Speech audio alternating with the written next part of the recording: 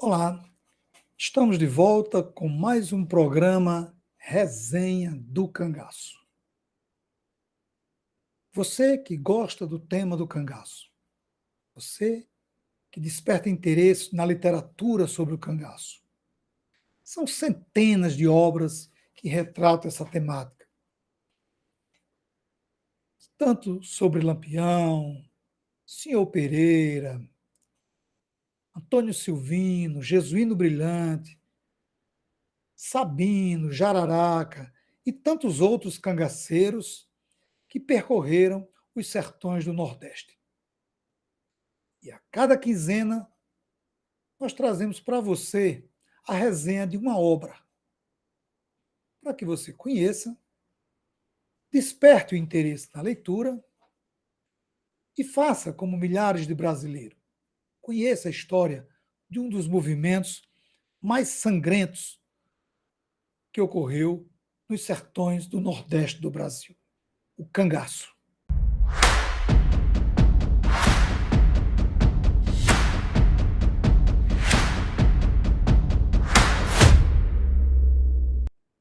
Hoje, nós temos aqui uma obra que eu considero uma das primeiras produzidas sobre o cangaço.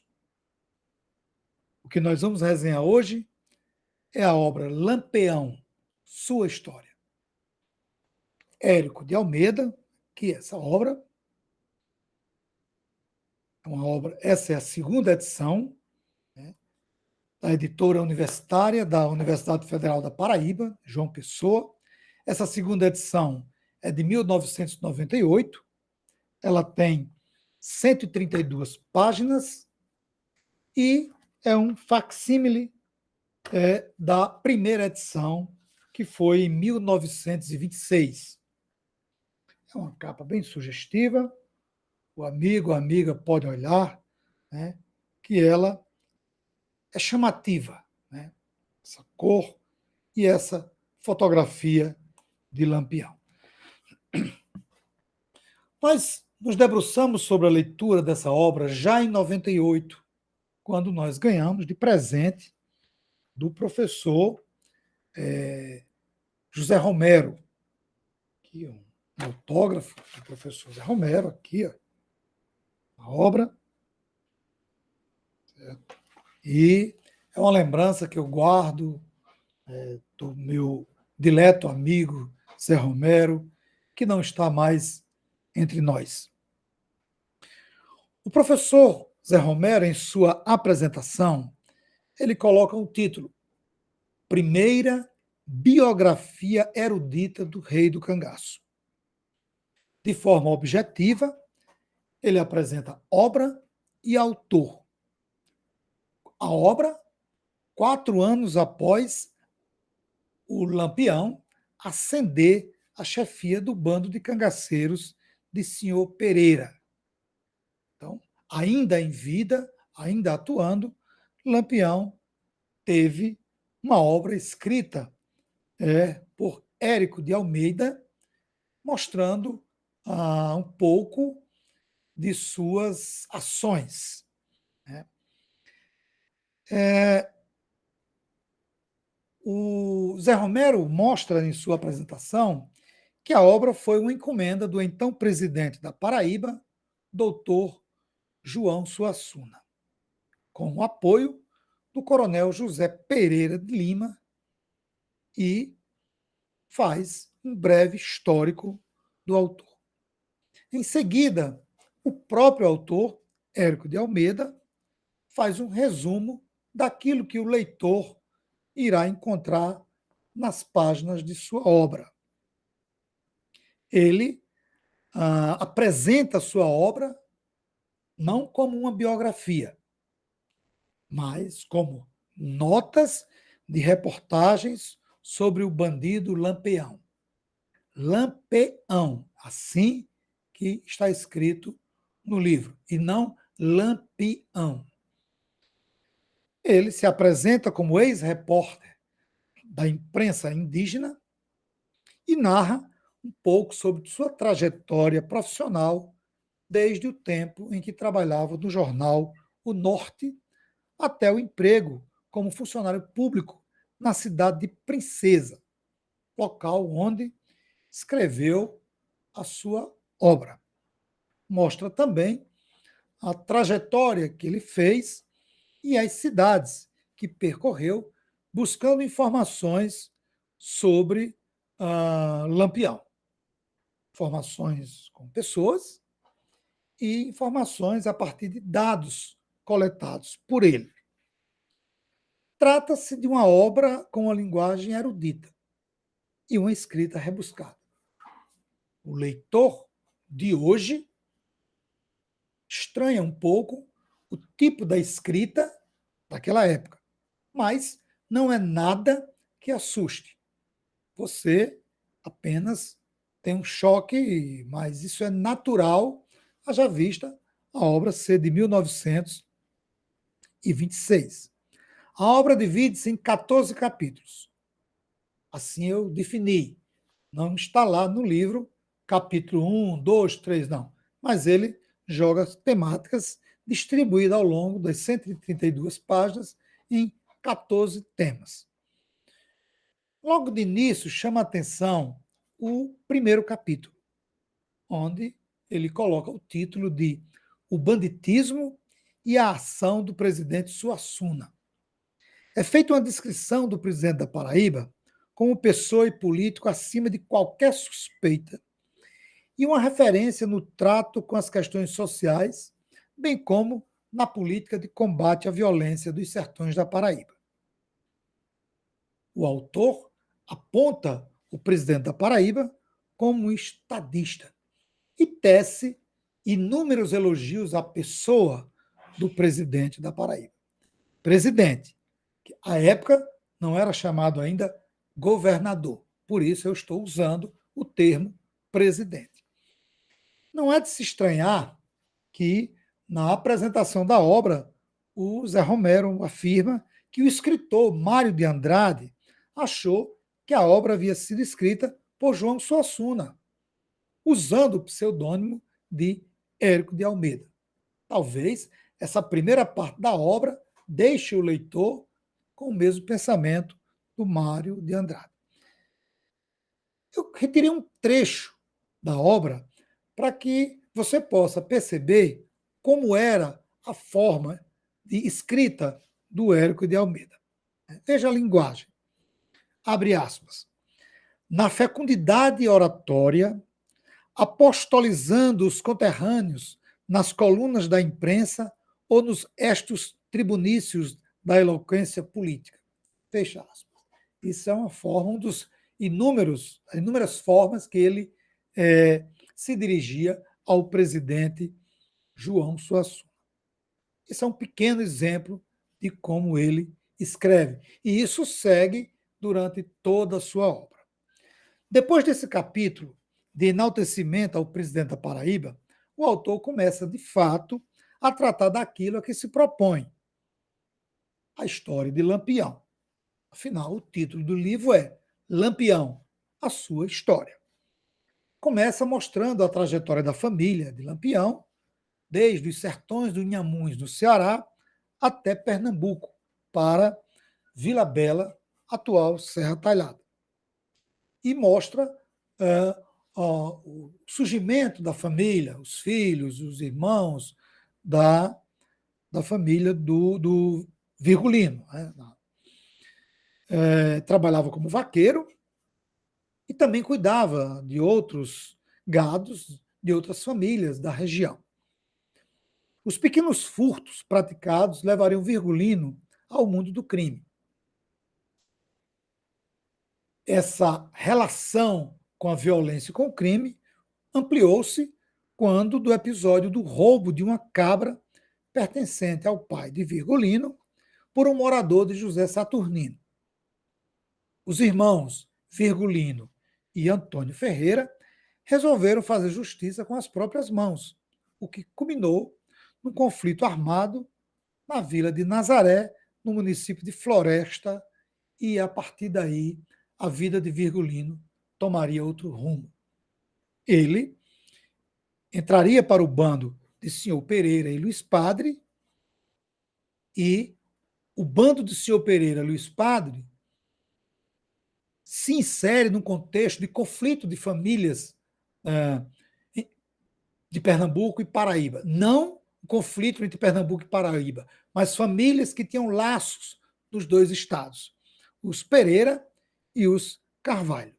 E Lampião entra nesse conflito, ainda com o nome de Virgulino, e recebe o apelido de Lampião no bando de Senhor Pereira.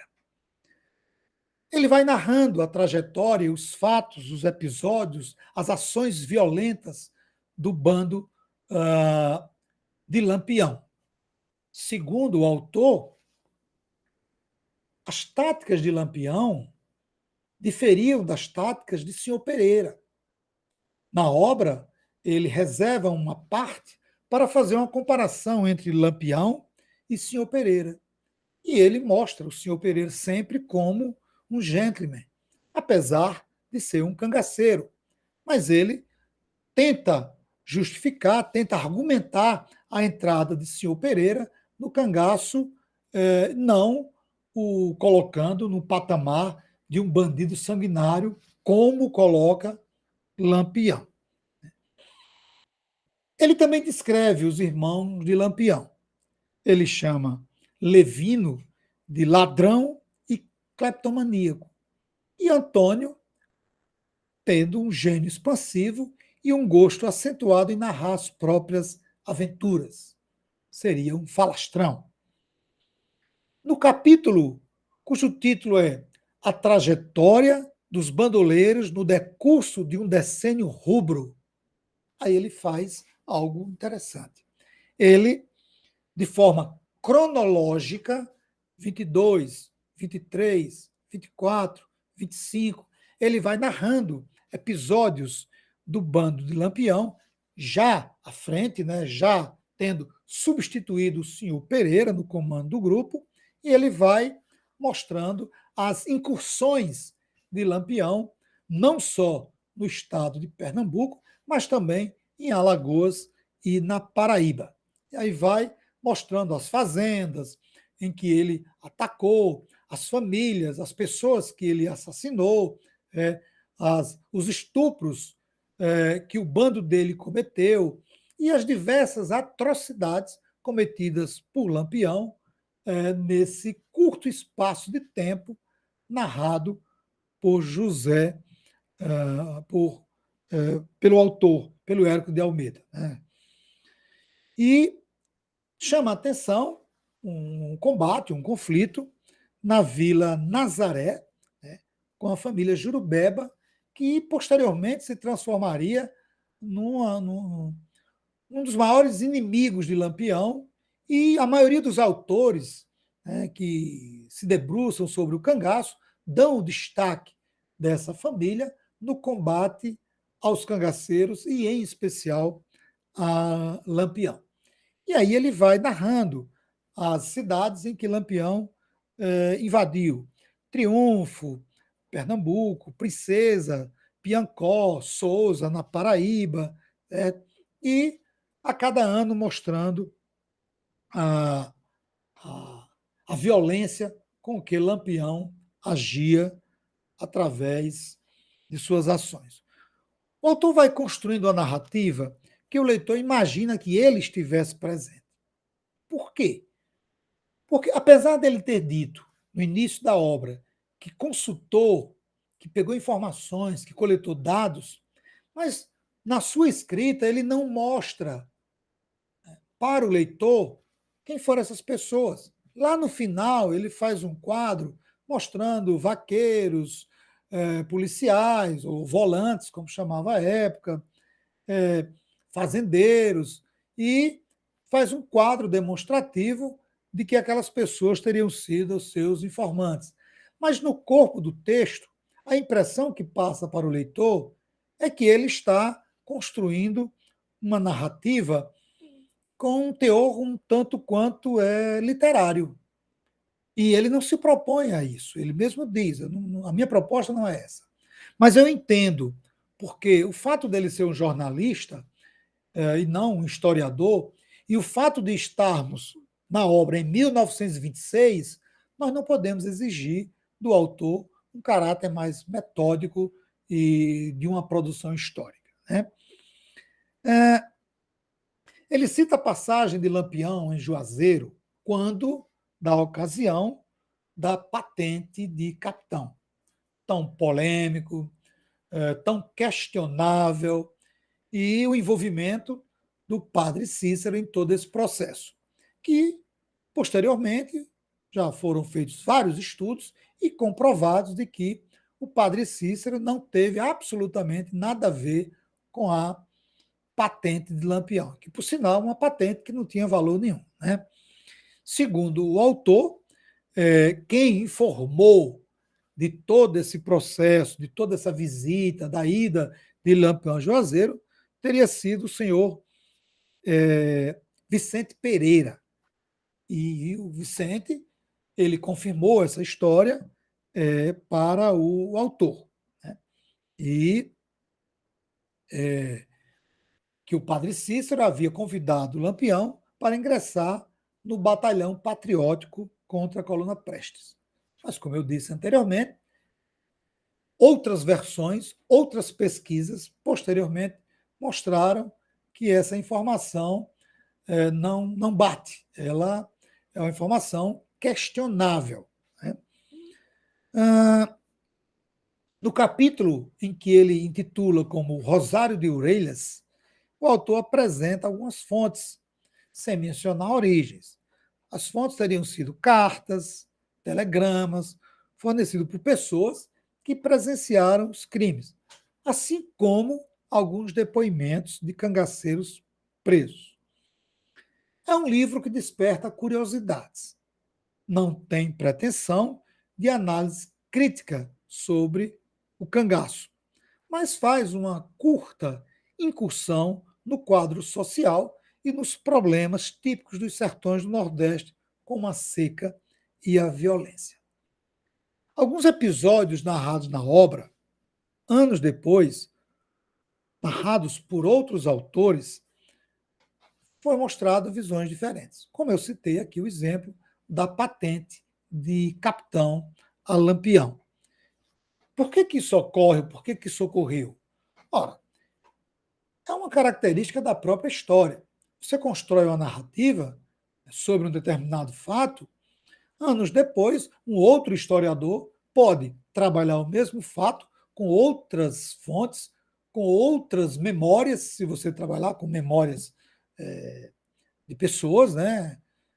E você pode questionar, contestar e desconstruir aquela versão que foi produzida anteriormente. Não é um revisionismo nem um negacionismo. Não é negar a história. É apresentar fontes que contrariam aquela forma que você trabalhou as fontes anteriores. Então, isso é um processo normal. Não desmerece, não desqualifica a obra contestada. Ela passou por uma crítica e essa crítica ela tem que ser feita. Para uma obra escrita em 1926, apesar da linguagem, né, usada pelo autor, não é uma escrita cansativa. O leitor viaja no tempo e no espaço em companhia da narrativa de um jornalista. Mas eu acho pretensão caracterizá-la como uma biografia, como o colega José Romero colocou em sua apresentação. Porque a obra não tem essa característica. E nem o autor se propôs a isso. Porque, como ele mesmo colocou no prólogo, como é que ele apresenta a obra para o público? Ele diz: apresentando ao público estas notas de reportagens sobre o bandido Lampião. Portanto, Lampião, sua história, eu não vejo como uma biografia. Ela não é uma biografia. Ela é uma obra que narra um período da história de Lampião, mais precisamente entre os anos de 1922 e 1926. Mas é uma obra interessante para se ler. É precursora de muitos clássicos que viriam depois. E aqui ficamos. E antes de encerrar, eu quero lhe pedir: se inscreva no canal, compartilhe a nossa programação, dê um like, acione o sino e receba quinzenalmente o programa Resenha do Cangaço. Ficamos por aqui e até o próximo programa.